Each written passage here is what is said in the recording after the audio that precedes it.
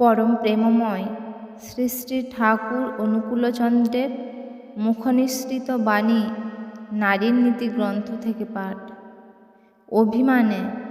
অভিমান করা মেয়েদের একটি বিষম দুর্বলতা। মানুষের চাহিদা যখন ব্যাহত হয়, অহং তখন নিচু হইয়া হীনতা অবলম্বন করিয়া আফসোসে মাথা গোঁজা দেয়। আর অভিমান হইতেছে এই অহং এরই এরকম অভিব্যক্তি। তাই অভিমানের সহচরী হইতেছে ঈর্ষা, আক্রোশ ও অন্যায্য দুঃখের বকবকানি।